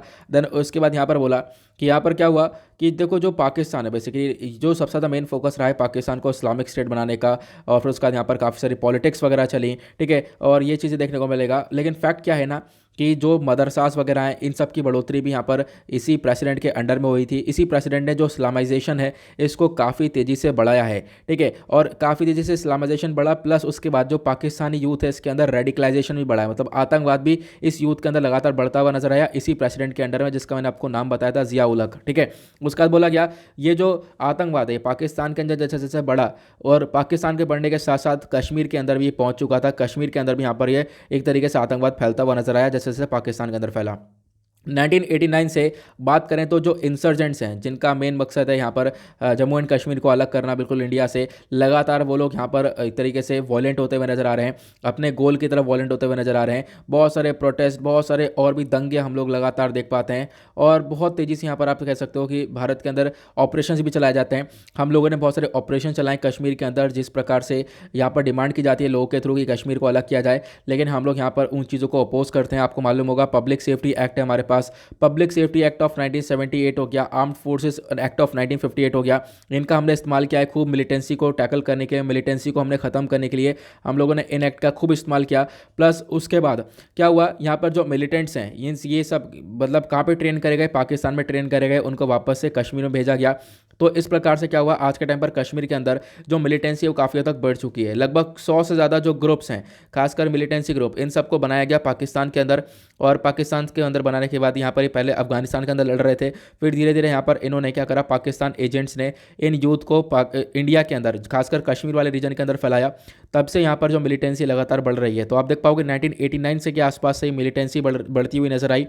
फिर 1990s की बात करें तो मिलिटेंसी अपने पीक पर पहुंच चुकी थी। जम्मू एंड कश्मीर के अंदर टेररिज्म काफ़ी बढ़ चुका था। और क्या हुआ, बहुत सारे थ्रेट दिए गए। कश्मीरी जो फैमिलीज़ वहाँ पे रहती थी उन लोगों को धमकियाँ दे देकर, आतंकवादियों के थ्रू धमकियाँ दे देकर कि मार डालेंगे, तो उनके लड़कों को ले जाकर, उनके बच्चों को ले जाकर पाकिस्तान में ट्रेन किया गया और फिर वापस से कश्मीर के अंदर उनको वापस से फैला दिया गया। तो आप कह सकते हो यहाँ से कश्मीर के लोगों से इनको लोगों को निकाल कर उनको ट्रेन करके वापस यहाँ पर फैलाया गया। फिर उसके बाद आप देख सकते हो कि कश्मीर के अंदर कुछ पॉलिटिकल पार्टीज आती हैं। अब्दुल्ला फैमिली की पॉलिटिकल पार्टी आती है, Jammu Kashmir people's conference party, Mufti family आती है यहाँ पर, ठीक है। तो Jammu and Kashmir people's democratic party आती है। सब लीडर्स बनते हैं, लेकिन यहाँ पर इन लीडर्स को कोई सपोर्ट मिलता नहीं है अच्छे से, ठीक है। फिर क्या होता है, कश्मीर आज के टाइम पर अगर हम बात करें 2008 के आसपास एक मिलिटेंसी का पूरा घर बन जाता है, होम बन जाता है। यहाँ पर प्रोटेस्ट बहुत सारे चालू हो जाते हैं। देखो बहुत सारे प्रोटेस्ट चालू होते हैं, बहुत सारे लोगों को मारा जाता है। फिर उसके बाद लगातार दंगे चलते रहते हैं, लगातार यहाँ पर आप देख पाओगे कश्मीर चर्चा में रहता है। उसके बाद बोला गया मिलिटेंसी अपने पीक लेवल पर पहुंच जाती है वापस से। आप देख पाओगे जो इतने भी यहाँ पर 2008 2009 यहाँ सभी जगह पर जो टेररिज्म वगैरह है वो यहाँ पर काफ़ी हद तक देखने को मिलता है कश्मीर के अंदर। उसके बाद बोला गया कि क्या है, कि जो कश्मीर यूथ है, बेसिकली कश्मीर यूथ आज के टाइम पर क्या करता है, बहुत ज़्यादा यहाँ पर ये लोग देख पाओगे कि कभी कभी जो इन्फ्लुएंस में आने के बाद यहाँ पर ये प्रोटेस्टिंग वगैरह चालू कर देते हैं, ठीक है। ये लोग भी यहाँ पर प्रोटेस्टिंग चालू कर देते हैं। उसके बाद यहाँ पर काफ़ी सारे स्टोन पेल्टर्स होते हैं जो कि पथराव करते हैं, पत्थरबाज होते हैं, ठीक है। हमने स्टोन पेल्टिंग वाले इंसिडेंट्स बहुत सारे देखे कश्मीर के अंदर, राइट्स बहुत सारे देखे हैं, ठीक है। इन सब चीज़ों के रिगार्डिंग जो हमारे एक तरीके से आर्मी ऑफिसर्स हैं, इन्होंने काफ़ी सारे स्टेप्स उठाए लोगों को रोकने के लिए। और इसी चीज़ को देखते हुए यूनाइटेड नेशन की रिपोर्ट आई थी, United nation report on children 2021। इन्होंने बोला लगभग 39 चिल्ड्रन हैं, जिसमें से 33 लड़के हैं और 6 गर्ल्स हैं, इनको मारा गया था। और मतलब ये आप कह सकते हो कि बहुत सारे हम लोगों ने यहाँ पर देखा है कि इंसिडेंट्स क्रिएट हुए हैं, यहाँ पर काफ़ी टॉर्चर वगैरह किया गया और भी बहुत सारी प्रॉब्लम्स क्रिएट होती हुई नजर आई हैं, ठीक है। तो यहाँ पर जो हमारी आर्म्ड फोर्सेस हैं इन्होंने भी काफ़ी हद तक चीज़ों को टैकल करने की पूरी तरह से फोकस रखा है, लेकिन फिर भी यहाँ पर अगर हम बात करें तो आज तक चीज़ों के अंदर सुधार नहीं देखने को मिला, यहाँ पर सुधार नहीं हुआ है। तो यहाँ पर जो सजेशन ये दिया गया कि क्या होना चाहिए, डी रेडिकलाइजेशन कैंप्स होने चाहिए यूथ के लिए। जो यहाँ पर यूथ है जिसको भड़का दिया जाता है और यूथ वो बिल्कुल अगेंस्ट हो जाता है और वो लोग भी यहाँ पर प्रोटेस्ट करने लगते हैं, पत्थर फेंकने लगते हैं लोगों के ऊपर, हमारी फोर्सेस के ऊपर। तो यहाँ पर क्या करना चाहिए, सबसे पहली बात यूथ को एक तरीके से हम लोग को आगे मतलब बढ़ाना चाहिए, जो एक तरीके से इन लोगों को डी रेडिकलाइज करना चाहिए। ये मेन यहाँ पर मकसद रखा गया है, इनके अंदर से आतंकवाद को निकालना चाहिए, सबसे बड़ी बात ये बोला गया, ठीक है। तो यहाँ पर क्या होगा, हम लोग कुछ बच्चों को सेलेक्ट कर सकते हैं। जम्मू एंड कश्मीर वाले एरिया से हम लोगों ने सेलेक्ट किया है, बहुत सारे कॉलेजेस से, बहुत सारे लोगों से, बहुत सारे ऑपरेशंस वगैरह वहाँ पर चलाए गए हैं, ताकि हम लोग क्या कर सकें, बच्चों के अंदर यहाँ पर जो यूथ है बेसिकली उसके अंदर से हम लोग ये जो आतंकवाद है इसको निकाल सकें। अलग अलग प्रोग्राम्स चलाए गए, लेकिन यहाँ पर कोई फ़ायदा नहीं हुआ। तो यहाँ पर बोलते हैं ऑथर कि अगर आप लोग को एक तरीके से कश्मीरी पीपल को, कश्मीरी जो यूथ है इसके अंदर बदलाव करना है, तो होता क्या है कि आज के टाइम पर बहुत सारे जो कश्मीरी बच्चे हैं वो अलग अलग राज्यों के अंदर पढ़ने जाते हैं, ठीक है, अपने स्टेट से निकलकर और भी दूसरे राज्यों में जाते हैं पढ़ने के लिए। तो क्या होता है, उनके प्रति बहुत सारा डिस्क्रिमिनेशन देखने को मिलता है, उनके प्रति बहुत सारे आप कह सकते हो कि माइनॉरिटीज़ देखते हुए यहाँ पर उनके प्रति बहुत सारा भेदभाव देखने को मिलता है। तो यहाँ पर क्या हुआ, बोला गया कि आप लोग क्या कर सकते हो, जो कश्मीरी मुस्लिम्स हैं बेसिकली यहाँ पर इनके खिलाफ काफ़ी हेट वगैरह देखने को मिलता है, काफ़ी यहाँ पर नफरत देखने को मिलती है दूसरे राज्यों के अंदर, ऐसा यहाँ पर ऑथर बोलते हैं। तो फिर क्या हुआ, इसी सजेशन को बोला गया कि जो सजेशन है बिल्कुल सही नहीं है, इस सजेशन के अगेंस्ट हम लोग क्या लेकर चल सकते हैं, जो कश्मीरी यूथ आज के टाइम पर दूसरे राज्यों के अंदर पढ़ रहे हैं उनको एक अच्छा सा ट्रीटमेंट दिया जा सकता है, ठीक है।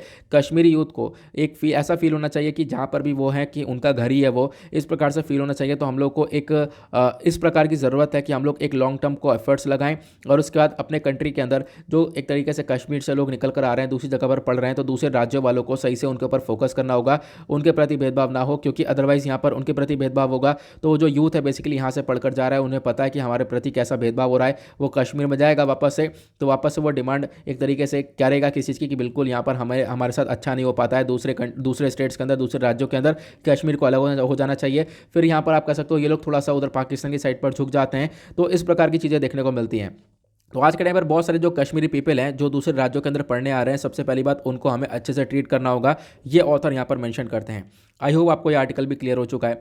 नेक्स्ट एडिटोरियल में बातचीत की गई है इन परस्यूट ऑफ सोशल जस्टिस। यहाँ पर बेसिकली तमिलनाडु का एक प्रोग्राम है लर्निंग आउटकम को अच्छा करने के लिए, पढ़ाने के लिए, एजुकेशन प्रोग्राम जिसका नाम है इलम थेडी कालवी। ठीक है, अगर बात करें तो यहाँ पर education at the door step, आपके डोर स्टेप, आपके दरवाजे पर ही एजुकेशन हो, इस प्रकार से यहाँ पर प्रोग्राम चलाया गया है। जो डीएमके सरकार है, स्टालिन की सरकार यहाँ पर आपको देखने को मिलेगा, इन्होंने यहाँ पर इस प्रोग्राम को लॉन्च किया है ताकि हम लोग क्या कर सकें, जो लॉकडाउन की वजह से जो लर्निंग एक तरीके से गैप क्रिएट हुआ है, उस लर्निंग गैप को वापस से फिल आउट किया जा सके। ठीक है, ये मेन मकसद रखा गया है। तो आज के टाइम पर यहाँ पर मेन मकसद यही है कि हम लोग एजुकेशन सिस्टम को थोड़ा सा अच्छा कर सकें। ये मेन मकसद यहाँ पर तमिलनाडु का देखने को मिलेगा। तो बहुत सारे इंसेंटिव्स यहाँ पे सरकार देती है। सरकार ने बहुत सारे इंसेंटिव्स प्रोवाइड करवाए, जैसे कि फ्री टेक्स्ट बुक हो गया, फ्री यूनिफॉर्म हो गया, free bicycle, nutritious mid day meals, ये सारी सरकार चीज़ें यहाँ पर प्रोवाइड करवा रही थी। लेकिन क्या हुआ, लॉकडाउन लगे, लॉकडाउन में ये सारी चीज़ें मिली? बिल्कुल नहीं। यहाँ पर ये सारी चीज़ें कुछ भी नहीं मिल रही थी, क्योंकि यहाँ पर स्कूल्स वगैरह ही ओपन नहीं हो पा रहे थे। तो हम लोगों ने इस प्रकार की चीज़ें देखी हैं। तो क्या हुआ, उसके बाद जब लॉकडाउन खुलने लगे तो बच्चों को स्कूल से ड्रॉप आउट करवाया गया। यहाँ पर बहुत सारी फैमिलीज ऐसे देखने को मिली जिन्होंने बच्चों को स्कूल में नहीं पढ़ाया। उन्होंने स्कूल से निकालने के बाद किसी को लेबर कैटेगरी में डाल दिया, किसी की चाइल्ड मैरिज कर दी, इस प्रकार की चीज़ें देखने को मिली हैं। ठीक है, तो क्या हुआ, इन सब चीज़ों को देखते हुए तमिलनाडु सरकार ने यहाँ पर इस प्रोग्राम को इम्प्लीमेंट किया है। और जो बेसिकली यहाँ पर जो पॉलिसी है, इसको कौन इंप्लीमेंट करेगा, इस पूरे प्रोग्राम को इंप्लीमेंट करेंगे कुछ वॉलंटियर्स। इसमें क्या होगा, बच्चों को पढ़ाया जाएगा, इसमें कुछ एक्स्ट्रा टाइम दिया जाएगा बच्चों के लिए। तो ये यहाँ पर मेन मकसद रखा गया है। इसको इंप्लीमेंट करेंगे कुछ वॉलंटियर्स, 12 डिस्ट्रिक्ट्स के अंदर इसको इंप्लीमेंट किया जाएगा। और जो वॉलंटियर्स होंगे, इसके अंदर ज़्यादातर लगभग 86,000 जो वॉलंटियर्स है वो वेमेन हैं। वेमेन यहाँ पर बच्चों को पढ़ाएंगी, ऐसा यहाँ पर बताया गया है। अगर मैं बात करूँ यहाँ पर तो इसके लिए अब जो प्रोग्राम है, बेसिकली 200 करोड़ रुपए यहाँ पर इस प्रोग्राम के लिए लाए गए। और क्या हुआ, इसमें यहाँ पर हम लोग देख पाएंगे कि काफ़ी हद तक एजुकेशन फंडिंग जो दी गई है, इससे काफ़ी कुछ बदल सकता है और काफ़ी कुछ चेंज हो रहा है। बात करें तो इसमें क्या होगा, तो यहाँ पर आप देख पाओगे तमिलनाडु आज के टाइम पर देखो लिटरेट स्टेट्स के अंदर आता है, क्योंकि यहाँ पर बहुत सारे जो बच्चे हैं, यहाँ पर लगभग आप कह सकते हो 59% जो बच्चे हैं क्लास 5th के और 89% क्लास 3 के, ये यहाँ पर सक्षम नहीं है कि ये क्लास 2nd वाले बच्चे की टेक्स्ट बुक को रीड कर सके। मतलब एजुकेशन सेक्टर वहाँ पर ज़्यादा अच्छा नहीं है। खासकर गांव वाले एरिया की बात करें तो यहाँ पर क्या है, रिपोर्ट ये बताती है कि तमिलनाडु का सबसे कम स्कोर देखने को मिलेगा एजुकेशन सेक्टर के अंदर। तो यहाँ पर बच्चों की जो लर्निंग आउटकम वगैरह है वो काफ़ी हद तक बेकार देखने को मिलेगा। हर इंडेक्स में जो है खासकर एजुकेशन सेक्टर में तमिलनाडु पीछे रह जाता है, ये बताया गया। तो इस पूरे प्रोग्राम के मदद से हम लोग क्या कर सकते हैं, ये जो लर्निंग आउटकम है इसका जो गैप है बेसिकली इसको भर सकते हैं। यहाँ पर क्या होगा, इस प्रोग्राम में जो वॉलंटियर्स होंगे, जैसे मैंने आपको बताया बहुत सारे लोगों को हायर किया गया है, जो वॉलंटियर्स होंगे ये बच्चों को पढ़ाएंगे। लगभग ये 34.5 लाख बच्चों को पढ़ाया जाएगा जिनकी उम्र 5 से 13 साल है। ठीक है, अब यहाँ पर जो पढ़ाया जाएगा 6 से 90 मिनट पढ़ाया जाएगा। कुछ एक्स्ट्रा क्लासेस जैसे बोलते हैं हम लोग, स्कूल के बाद से यहाँ पर पढ़ाया जाएगा। शाम के 5 बजे से 7 बजे तक यहाँ पर ये एजुकेशन प्रोवाइड करवाई जाएगी इन बच्चों को। अब क्या होगा, जो बच्चे क्लास 12 कर चुके हैं, ठीक है, मतलब जो एक तरीके से क्लास 12 पास कर चुके हैं वो भी बच्चों को पढ़ाएंगे, लेकिन वो छोटे बच्चों को पढ़ाएंगे। लेकिन जो बच्चे यहाँ पर मतलब ग्रेजुएशन पास कर चुके हैं वो यहाँ पर 6 to 8 क्लास बच्चों को पढ़ाएंगे। तो इससे क्या होगा, हम लोग यहाँ पर स्कूल के अलावा दूसरी जगह पर बच्चों को कुछ ना कुछ सिखाया जा रहा है और बिल्कुल फ्री में सिखाया जा रहा है। फ्री में सरकार प्रोवाइड करवा रही है चीज़ों को। इससे जो लर्निंग गैप है वो डेफिनेटली इंप्लीमेंट होता हुआ नजर आएगा। मतलब जो लर्निंग गैप है बेसिकली वो यहाँ पर खत्म होता हुआ नजर आएगा। इन्होंने बोला ये पॉल फेरेरो विजन है। मतलब कि क्या है, जैसे पॉल फेरेरो का विजन था कि एजुकेशन को इसी प्रकार से हम लोग आगे बढ़ा सकते हैं, बिल्कुल इसी प्रकार से यहाँ पर तमिलनाडु ने किया है। और ये एक तरीके से आप कह सकते हो तारीफ वाला यहाँ पर स्टेप उठाया गया है, जिसकी यहाँ पर तारीफ करनी चाहिए, क्योंकि बच्चों को एक अलग से एजुकेशन देना बहुत इंपॉर्टेंट था। क्योंकि यहाँ पर आप देख पाओगे अलग से यहाँ पर बच्चों को यहाँ पर चीज़ें प्रोवाइड करवाई जाएंगी तो वो ज़्यादा थोड़ा ग्रो होते हुए नजर आएंगे। तो यहाँ पर क्या है, ये जो वॉलंटियर्स हैं ये मदद करते हुए नजर आने वाले हैं। लेकिन दिक्कत यह है कि कहीं गर्ल्स के साथ यहाँ पर कुछ उल्टा सीधा ना होता हुआ नजर आए। क्योंकि यहाँ पर क्या होगा, घर से अलग ही क्लासेस चलेंगी तो गर्ल्स के साथ उल्टा सीधा ना होता हुआ नजर आए। इस वजह से यहाँ पर जो ज़्यादातर वॉलंटियर्स हैं जो ज़्यादातर यहाँ पर काम करेंगे वो लगभग यहाँ पर 86,000 वॉलंटियर्स वेमेन ही देखने को मिलेंगे जो ज़्यादातर यहाँ पर पढ़ाने वाली हैं, ऐसा बताया गया। लेकिन फिर भी हमें थोड़ा सा फोकस रखना पड़ेगा, क्योंकि यहाँ पर एक डर ये भी है कि लड़कियों के साथ कुछ उल्टा सीधा ना हो। ठीक है, तो ये मेन मकसद यहाँ पर बताया गया। लेकिन फिर भी प्रोग्राम की बात करें तो प्रोग्राम अपने आप में काफ़ी अच्छा है। लेकिन अगर यहाँ पर कोई भी ऐसा लड़कियों के साथ कुछ उल्टा सीधा केस निकल कर आ जाए तो इसकी वजह से प्रोग्राम के ऊपर डेंट लग जाएगा, ऐसा यहाँ पर ऑथर इसके अंदर मेंशन करते हैं। आई होप आपको क्लियर हो चुका है। तो ये छोटा सा आर्टिकल था, ये सारे एडिटोरियल जो भी थे मैंने आपके साथ डिस्कस करें, सारे इंपॉर्टेंट है। आई होप आपको एक एक चीज़ क्लियर हो चुकी है। इसी के साथ करते हैं हम लोग अपने इस वीडियो को समाप्त। मिलते हैं आप लोगों से नेक्स्ट वीडियो में। आज के लिए bye bye, have a nice day, thank you and जय हिंद।